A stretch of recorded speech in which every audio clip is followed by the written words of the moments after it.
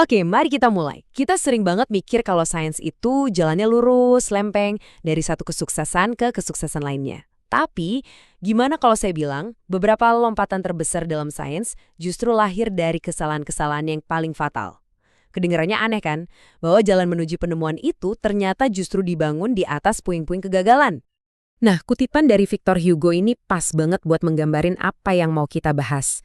Kesalahan besar dalam sains itu bukan sekedar salah hitung atau salah lihat. Bukan.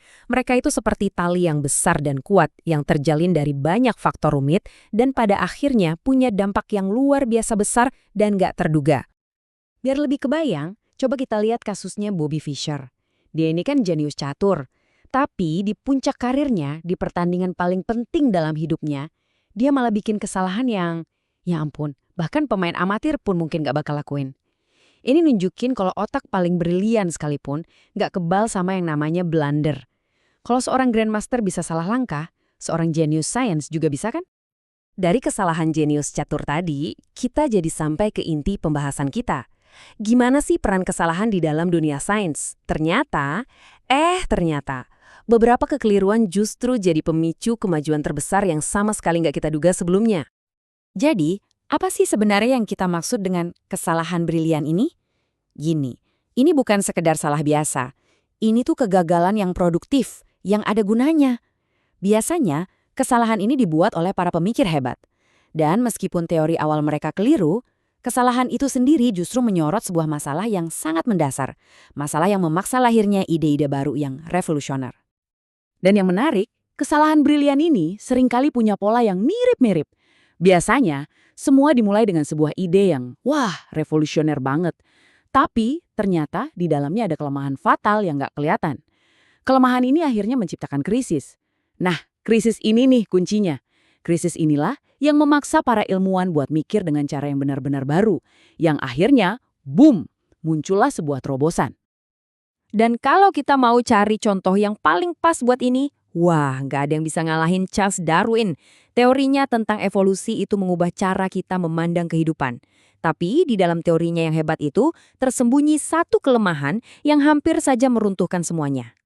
Oke, sebelum kita bahas kesalahannya, kita harus ingat dulu betapa jeniusnya ide Darwin ini. Lewat seleksi alam, dia memberikan penjelasan yang begitu elegan tentang bagaimana kehidupan bisa berevolusi.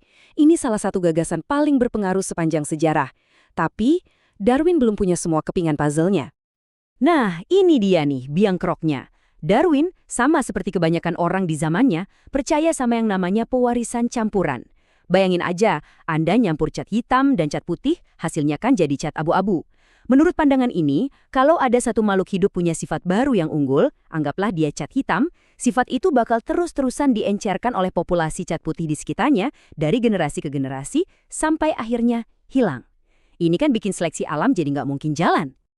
Dan inilah pukulan telaknya. Di tahun 1867, seorang insinyur bernama Fleming Jenkin secara matematis nunjukin kalau dengan pewarisan campuran, sifat baru yang bagus itu pasti bakal tertelan oleh populasi. Kayak setetes tinta hitam di dalam seember air putih. Kritik ini tuh kayak jelup, langsung nusuk ke jantung teorinya Darwin. Dan parahnya, Darwin nggak punya jawaban yang memuaskan. Tapi, tahu nggak, apa yang paling ironis dari semua ini? Waktu Darwin pusing 7 keliling menghadapi kritik tadi, jawaban atas masalahnya itu sebenarnya udah ada di luar sana. Tersembunyi, tapi ada di depan mata. Jawaban itu datang dari seorang biarawan bernama Gregor Mendel. Lewat eksperimennya dengan tanaman kacang polong, Mendel nemuin kalau sifat itu diwariskan dalam unit-unit terpisah yang sekarang kita kenal sebagai gen. Sifat-sifat ini nggak nyampur kayak cat, mereka tetap utuh diwariskan ke generasi berikutnya. Inilah yang disebut pewarisan partikulat, solusi yang sempurna buat masalah tertelannya Darwin. Dan disinilah letak tragedi dan ironinya. Coba lihat waktunya.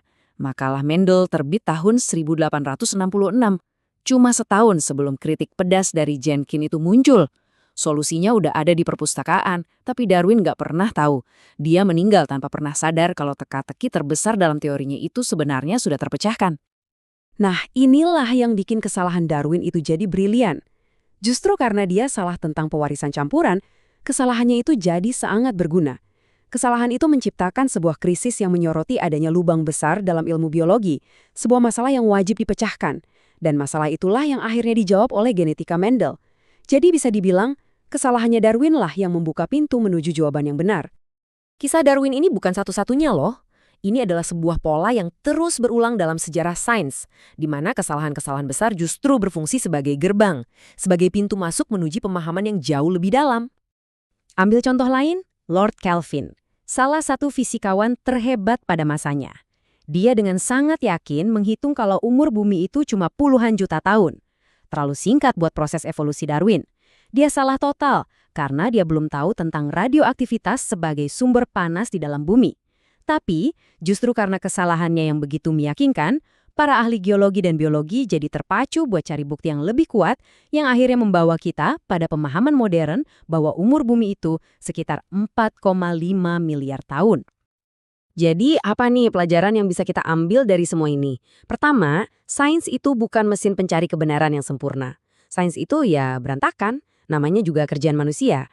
Justru keraguan dan kesalahan terbesarlah yang seringkali paling berharga, karena itu memaksa kita mencari jawaban yang lebih baik. Kemajuan itu nggak datang dari selalu merasa benar, tapi dari punya keberanian buat mengakui kalau kita salah dan belajar dari situ. Kita tutup dengan kutipan yang cukup provokatif dari James Joyce. Mungkin, bagi seorang jenius, sebuah kesalahan itu sama sekali bukan kegagalan. Mungkin itu adalah langkah yang disengaja ke dalam ketidaktahuan, sebuah cara untuk mengajukan pertanyaan yang belum pernah terpikirkan sebelumnya. Sebuah gerbang penemuan yang hanya menunggu untuk dibuka.